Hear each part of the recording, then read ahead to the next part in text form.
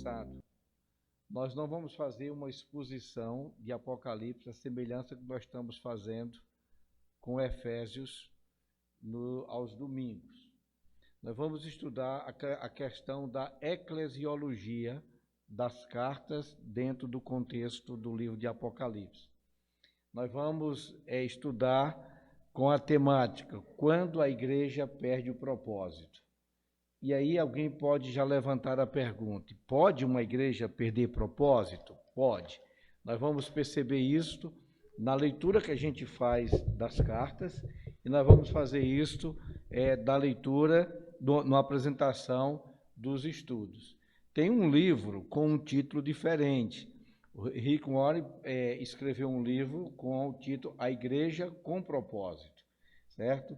Mas o reverendo pastor da Igreja Presbiteriana Independente, em Londrina, pastor Barros, tem um nome antes, só me lembrei do Barro, certo? Ele é Barros, ele é mais de um Barro, certo? Ele escreveu um livro com esse título, Quando a Igreja Perde Propósito. E aí, baseado neste livro, nós pegamos as igrejas aqui do Apocalipse, estamos querendo compartilhar com os irmãos. E aí a gente começa, e aí meu secretário já vai passando aí, a gente já começa com o tema do livro. O tema do livro não está nos versículos que nós lemos, mas lá no capítulo 17 e 14, que é a vitória de Cristo e de sua igreja sobre Satanás e os seus seguidores. A intenção do livro, a intenção de Apocalipse, é mostrar que as coisas que não são como parece ser, o diabo, o mundo, o anticristo, o falso profeta e todos os ímpios perecerão, mas a igreja de Cristo triunfará. Porque quando nós olhamos para o Apocalipse, olhamos para os nossos dias, a gente vai achar que quem vai vencer é o diabo, o mundo, o anticristo, o falso profeta. Mas as coisas não são assim, certo? Parece, mas não são assim. Na verdade, quem vai vencer é a igreja, a noiva do Cordeiro, certo? E aí a gente tem essa frasezinha final. Cristo é sempre apresentado no livro de Apocalipse como vencedor. Há um cântico nosso, do nosso hinário, que diz que vencendo vem Jesus, certo? Vencendo vem Jesus. Então, Cristo vem vencendo. Há mais de 2000 anos, Cristo é sempre vencedor. A gente vai um pouquinho adiante e traz isso aí para você pensar. Por que as igrejas, por que as pessoas da igreja logo se esquecem da prática do amor quando enfrentam problemas e conflitos relacionais? Veja se a coisa não é mais ou menos assim. Eu congrego aqui há muitos anos e não sei o que foi que aconteceu, de repente aconteceu aí alguma coisa, certo, que não é tão séria, e aí eu já digo assim, eu não vou mais para a igreja, certo? Eu não vou mais para a igreja, certo? Por que nós perdemos esse amor? Por que nós perdemos essa prática? Porque algo claro e evidente das Escrituras não é praticado. Por que o amor, a questão da mutualidade não é praticado? Porque somos mais afoitos para a lei do que para a graça, certo? Às vezes na igreja nós queremos que a lei seja aplicada, especialmente se era para ser aplicada em outras pessoas. Quando é para nós, nós queremos que a igreja aplique graça, certo? E às vezes a gente fica cobrando isso. Outra, é possível fazer a obra de Deus sem ser motivado pelo amor solidário? Tudo isso é para a gente pensar, só para pensar. Nós vamos ter resposta para tudo isso na proporção que a gente for caminhando. Vamos um pouquinho para frente? Como é que Cristo se apresenta no texto que nós acabamos de ler? Ele é o noivo. Ele é apresentado em todo o seu fulgor e majestade. Veja aí, do versículo 13, vai falar das suas vestes. Suas vestes apresentam Cristo como sacerdote. Nós estudamos isto aqui. Quando nós estudamos a pessoa de Jesus, nós estudamos a sua posição de sacerdote, de rei e profeta. Então, se você ler aí o versículo 13, e no meio dos candeeiros, um semelhante ao filho do homem, com vestes talares e cingido à altura do peito com uma cinta de ouro. Se você for lá para o Velho Testamento, você vai descobrir que era assim que Arão vestia. Versículo 14 vai falar sobre a sua cabeça e cabelos. Fala sobre a sua divindade, fala da sua santidade, fala da sua eternidade. Ainda no versículo 14, fala sobre os seus olhos, a sua cabeça e cabelos eram brancos como a alva lã, como a neve, e os olhos como chama de fogo, certo? Seus olhos falam da sua onisciência, do Deus que consegue olhar em todas as direções. O salmista, quando escreve o Salmo 139, vai falar dessa onipresença de Deus, vai falar desse Deus que conhece todas as coisas. A palavra de Deus vai nos dizer que a palavra ainda não chegou à nossa boca e Deus já conhece a sua onisciência.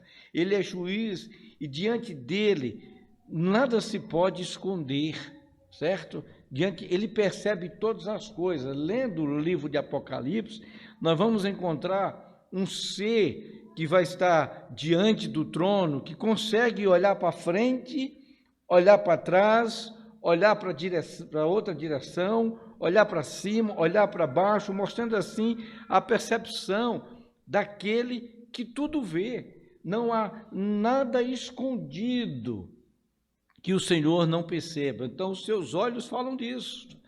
Ainda no versículo 15, combinando com 1 Coríntios 15, 23, vai falar sobre os seus pés, né? O que é que diz o versículo 15? Pode ler comigo? Os pés, semelhante ao bronze polido, como que refinado numa fornalha, a voz como a voz de muitas águas. Seus pés transmitem a ideia de força e de estabilidade. Isto mostra a sua onipotência. Nós já falamos sobre a sua onisciência, citamos a onipresença do Salmo 139, mas também falamos de todo o poder de Deus, ou seja, o Senhor tem todo o poder e convém que ele reine. Se você for lá para o livro de Daniel, você vai ver a estátua construída lá do sonho do rei e vai ver aonde é que aparece a questão do bronze. A gente vai um pouquinho adiante, vai falar ainda no versículo 15 sobre a sua voz. O que é que significa a sua voz? A sua voz revela o seu poder irresistível da sua palavra, do seu julgamento, sendo a sua voz a última palavra e a única a ter razão, certo? A única a ter razão. A gente olha hoje para o mundo e olha para Cristo e talvez não perceba isto. Por isso as coisas não são como parece ser, porque as coisas são diferentes. Ainda no versículo 16, vai falar sobre a sua mão direita. Sua mão direita é a mão da ação, com a qual ele governa, cuida da igreja. Lá em João capítulo 10, ele diz assim: ninguém pode arrebatar das minhas mãos. Aquele que vem a mim, ninguém pode tirar das mãos. Eu vi uma ilustração sobre isso, uma certa ocasião, e achei interessante. Eu acho que eu já fiz isso aqui uma outra ocasião, mas o camarada ilustrou mais ou menos assim. Diz que aqui é a mão de Cristo, sua mão direita. No centro da mão direita estamos nós, aqui, coberto com o sangue do Cordeiro. Por cima do sangue, o manto de justiça, e a mão de Cristo está assim. Mesmo que o diabo consiga abrir a mão de Cristo, tirar o manto, lá estamos nós no sangue, e o sangue de Jesus nos purifica. Todos os nossos pecados foram purificados pelo derramamento do sangue. Então, sua mão direita é a mão da ação com a qual ele governa. Quando nós falamos sobre esse governo de Deus, nós devemos nos lembrar do estudo, por ocasião que estávamos estudando a pessoa de Cristo. Esse governo, a princípio, olhamos para ele e nós não vemos um governo físico, visível. O governo dele, no momento, é invisível e espiritual, mas ele governa nos nossos corações. Ainda no versículo 16, pode ler comigo o versículo 16, o que é que diz?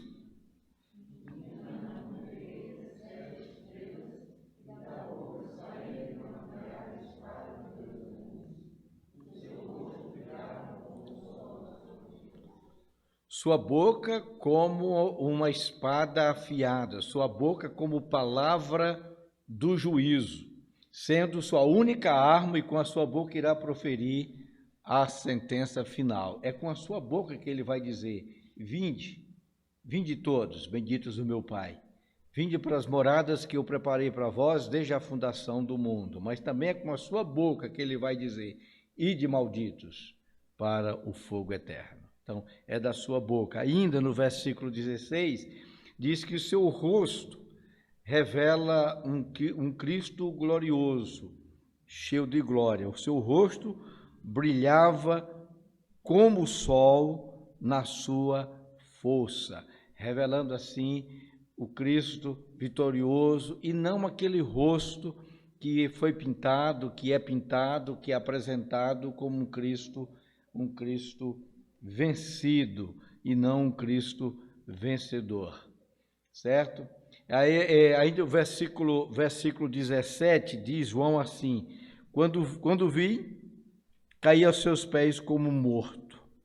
Porém ele pôs sobre mim a mão direita, dizendo: não temas, eu sou o primeiro, eu sou o último. E aí vai falar que ele é o Deus que é perene, ele é o primeiro e o último, ele é criador e sustentador, e ele é consumador de todas as coisas. Ele cria, controla, julga e planifica todas as coisas. E ainda no versículo 18, vai falar sobre a sua vitória. Diz assim: ele é aquele que vive, estive morto, mas eis que estou vivo pelos séculos dos séculos, e tenho a chave da morte e do inferno. Ele venceu a cruz, ele venceu a morte. Não apenas está vivo, mas vive pelos séculos dos séculos, e tem a chave da morte e do...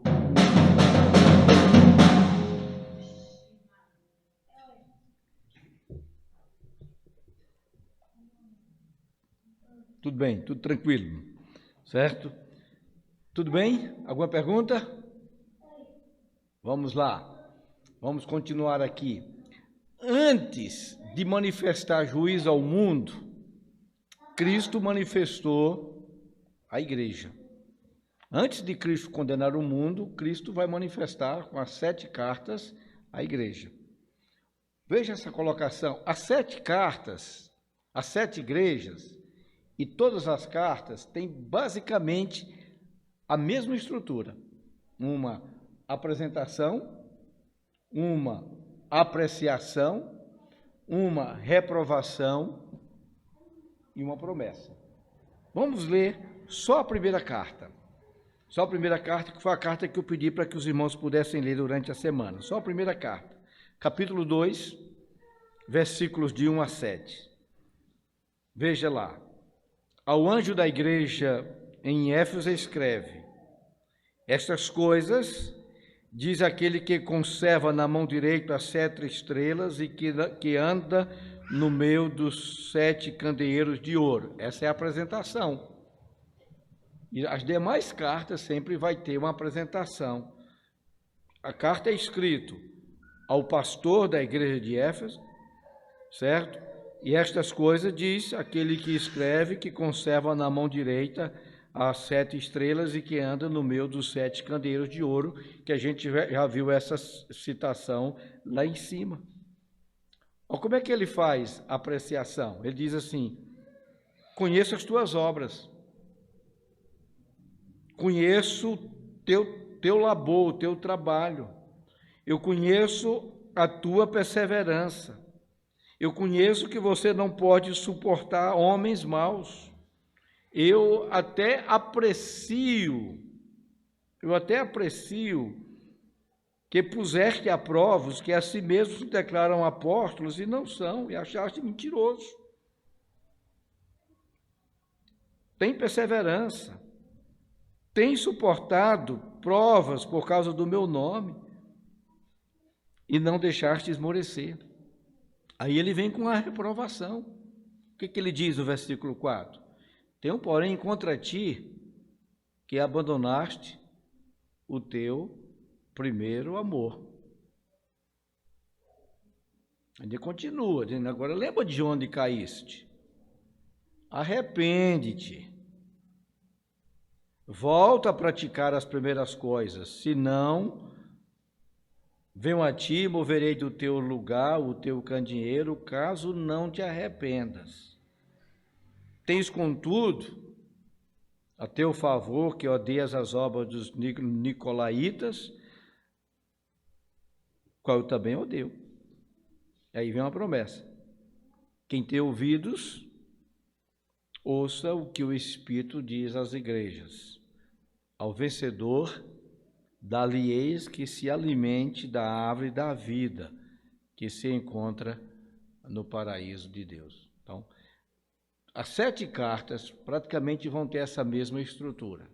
Uma apresentação, ele vai se apresentar, ele vai dizer quem é ele vai apreciar alguma coisa de boa na igreja, ele vai mostrar que a igreja perdeu o propósito, por isso que ele tem uma reprovação, mas aí ele vai dar uma oportunidade a essa igreja para que ela possa se corrigir e vai fazer dela uma promessa. Outra coisa, agora a igreja hoje precisa de uma clara percepção de Cristo e de sua glória. Nós não podemos perder Jesus de vista. Nós não podemos perder Cristo. Cristo valoriza tanto a sua noiva que ele se dá a conhecer no meio dela e não à parte. Volta aí para o versículo 12 do capítulo 1. Diz assim o texto: voltei-me para ver quem falava comigo, e voltando, vi 7 candeeiros de ouro, e no meio dos candeeiros, um semelhante ao Filho do Homem, com vestes de sacerdotes, cingindo a altura do peito uma cinta de ouro. Se você for para o versículo 20, você vai ter a explicação. Quanto ao mistério das 7 estrelas que viste na minha mão e dos 7 candeeiros de ouro, são o quê? São as 7 estrelas, são os anjos das 7 igrejas. E os 7 candeeiros de ouro são o quê? As 7 igrejas. Então, Cristo se dá a conhecer no meio dela, no meio da igreja, e não à parte. A atenção de Cristo está voltada para a sua noiva. Ele ocupa o centro da sua atenção.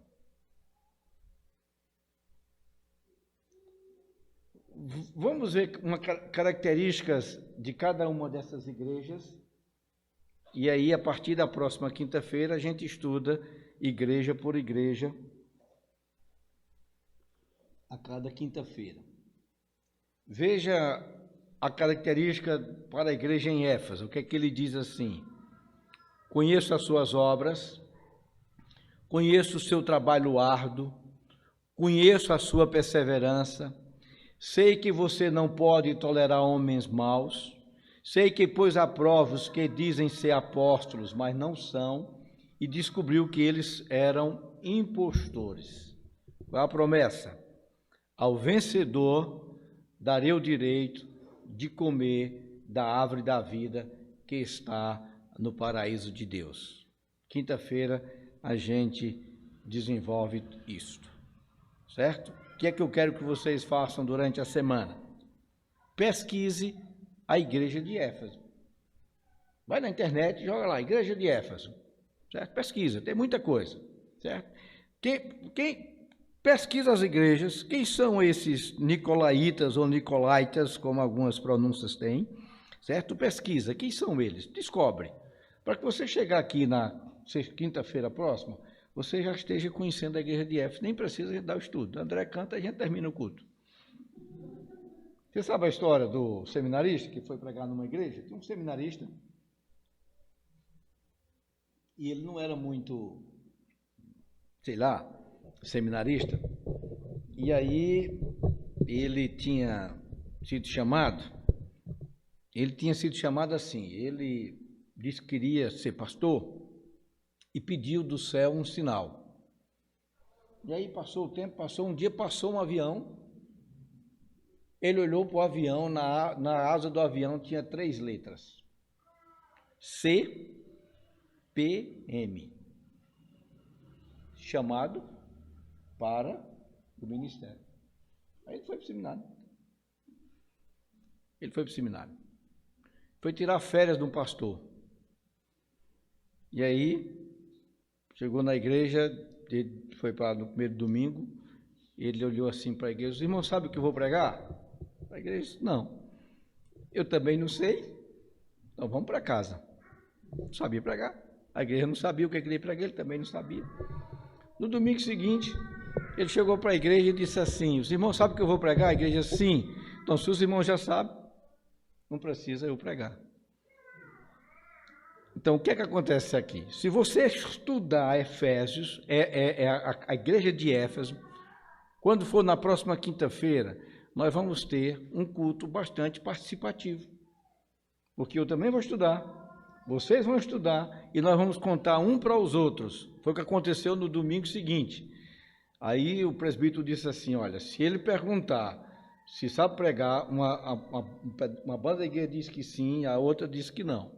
Quando ele chegou no domingo, ele disse, irmão, sabe que eu vou pregar? Sim, não. Então, vai o seguinte, quem sabe, conta para quem não sabe, e vamos para frente.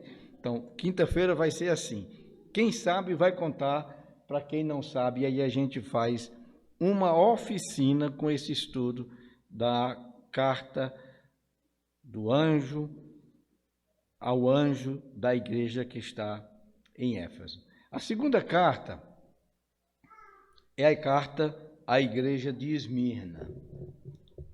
Qual o resumo dessa carta? Jesus vai dizer assim, olha, eu conheço as tuas aflições, eu conheço a tua pobreza, mas você é rico. Conheço a blasfêmia dos que se dizem judeus, mas não são, sendo antes sinagoga de Satanás. Qual é a promessa? O vencedor, de modo algum, sofrerá a segunda morte. Terceira carta. A carta de Pérgamo. Qual é a mensagem principal da carta de Pérgamo? Sei onde você vive, e onde você vive é onde está o trono de Satanás. Mesmo assim, você continua fiel ao meu nome, não renunciou à sua fé em mim, nem mesmo quando Antipas, minha fiel testemunha, foi morto nessa cidade onde Satanás habita. Você pode imaginar como é que viviam esses irmãos na cidade de Pérgamo? Qual é a promessa do vencedor? Ao vencedor darei do maná escondido, também lhe darei uma pedra branca com um novo nome nela escrito, conhecido apenas por aquele que o recebe. A carta à igreja de Tiatira diz assim, conheço as suas obras, conheço o seu amor, conheço a sua fé, conheço o seu serviço, conheço a sua perseverança, sei que você está fazendo mais agora do que no princípio. Você olhar para essa igreja, você vai perceber que ela tinha coisa boa. O que Deus promete a ela? Aquele que vencer e fizer a minha vontade até o fim, darei autoridade sobre as nações. Eu lhe darei a mesma autoridade que recebi do meu Pai. Também lhe darei a estrela da manhã. A igreja de Sardes, já é no capítulo 3, diz assim: conheço as suas obras, você tem fama de estar vivo, mas está morto. O que aconteceu com a igreja de Sardes? Para que Jesus dissesse isso para ela. Mas ao vencedor será igualmente vestido de branco, jamais apagarei o seu nome do livro da vida, mas o reconhecerei diante do meu Pai e dos seus anjos.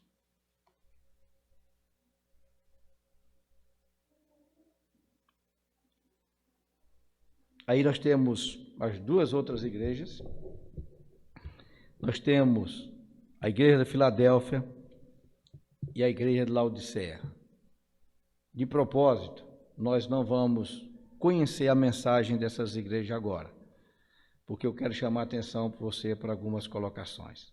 Primeiro, é nosso dever compreender a mensagem às igrejas e evitar a decadência espiritual em nossa vida. Nós temos uma tendência de criticarmos a igreja e esquecemos que a igreja somos nós. Quando nós falamos mal da igreja, nós estamos falando mal de nós mesmos. A igreja não é formada só pelo pastor e os presbíteros, ou só por aqueles que estão aqui na frente. A igreja é formada por cada um de nós, por todos nós. E aí nós precisamos evitar a decadência espiritual em nossa vida, porque nós somos a igreja. Como é que a gente faz para evitar essa decadência espiritual na nossa vida? A gente faz isso não negligenciando a nossa vida devocional. E aí a gente precisa priorizar isso, a gente precisa abrir um espaço para que a nossa vida devocional possa se encaixar. A gente tem tanta coisa para fazer, a gente tem tanta mensagem do Zap para olhar, que às vezes nós não temos tempo para cuidar da nossa vida espiritual. E se nós não cuidarmos da nossa vida espiritual, nós vamos entrar em uma decadência espiritual. Segundo, a gente precisa abrir espaço para a oração na nossa vida.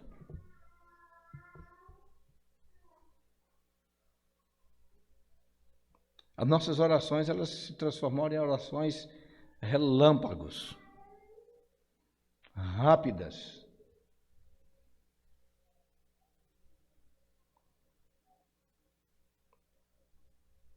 Parece que nós não temos mais prazer em conversar com Deus. Terceiro, a gente precisa se envolver o máximo com as atividades da igreja. Isso faz bem para nós, isso nos ajuda ao crescimento.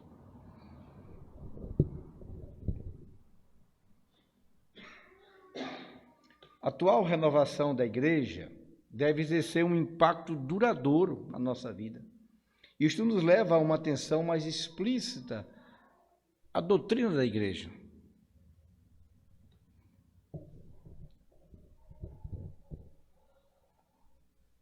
Nós parece que estamos desaprendendo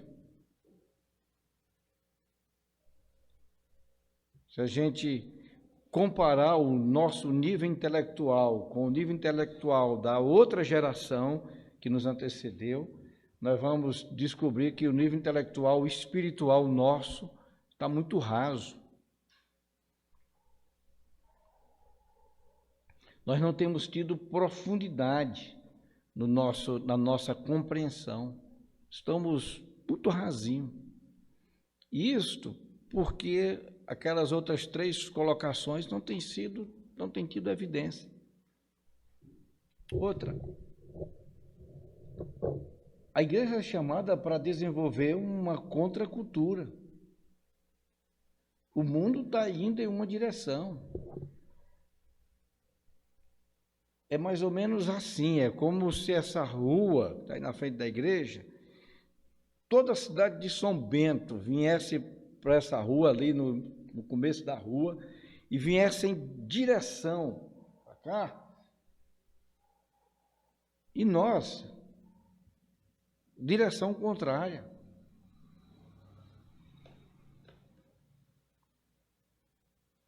Essa é a contracultura que nós devemos viver. Por outro lado, como igreja, nós precisamos ouvir as vozes do mundo para sermos capazes de responder de maneira saudável. O que é que o mundo está pensando? O que é que o mundo está reclamando? O que é que o mundo está dizendo? Que mensagem nós temos que dar para o mundo? Jesus olhou para aqueles 12 discípulos e disse para ele: vós, tão somente vós, sois o sal da terra e a luz do mundo. E aí Jesus deu características do sal e deu características da luz. E ele disse que se o sal perder o sabor, ele vira pavimentação de estrada. Se a luz for acesa e não for colocada no lugar de destaque, ela não ilumina o ambiente. John Stott, falando sobre isso, ele disse o seguinte, que a igreja se transformou num saleiro. O sal está aqui dentro. E o sal dentro do saleiro não vai produzir o que é necessário. Você põe à mesa. O estado do Rio de Janeiro, há uma lei em que os restaurantes não colocam mais sal na comida. O sal é colocado no saleiro, em cima da mesa. E aí há uma advertência dizendo que o sal é prejudicial à saúde, se for usado assim, assim, assim, assim. Então a responsabilidade é sua, de você pegar e colocar o sal. E aí colocar o sal vai fazer uma diferença. Então a igreja é esse sal que precisa ser colocado lá fora. E colocado lá fora a gente precisa ouvir as vozes do mundo para poder responder de maneira saudável. Aí nós não podemos viver neste mundo de uma maneira alienada, ou seja, a gente não pode estar no mundo, nós somos do mundo, mas não pertencemos a ele, mas nós estamos no mundo. Jesus até orou por isso.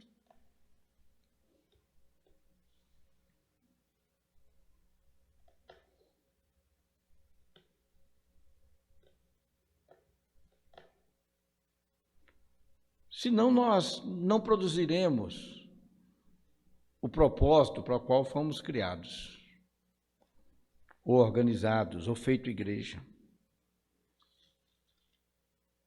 E quando a igreja perde o seu propósito, ela recebe do Senhor a reprovação. E a gente precisa se empenhar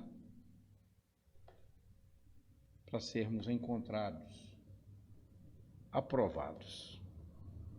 Qual o propósito de estudar isso com os irmãos? O propósito é entender que as 7 igrejas do Apocalipse ela representa a igreja de um modo especial. A gente lê as 7 cartas, nós vamos nos enxergar nelas. E aí entender que essas cartas foram escritas para essas igrejas, mas também foram escritas para cada um de nós. O que eu queria durante a semana? Que você estudasse a carta à igreja em Éfeso. Mas, se possível, leia essas outras 5 cartas. Éfeso mais as 4 cartas até a carta de Sardes. Deixa a carta de Filadélfia e Laodiceia para o momento oportuno. Não queira compreender aqui alguns detalhes ou tentar fazer uma interpretação literal do livro. Não é esse o objetivo do estudo. O objetivo do estudo é olhar para a carta e olhar para nós. É olhar para a carta e olhar para mim, também para nós, para a nossa comunidade. E entender que nós temos um propósito aqui nesse mundo e que nós não podemos perder. E entender que há uma promessa para cada um de nós. Mas também o Senhor, que promete nos abençoar, Ele também é o Deus que nos exorta. É o Deus que reprova algumas das nossas ações. Às vezes a gente tem a tendência de olhar para a igreja e a gente olhar para outros. Mas eu não queria que você olhasse para outros, eu queria que você enxergasse a você mesmo. Não precisa olhar para outros. É fácil olhar para os outros. É difícil olhar para nós.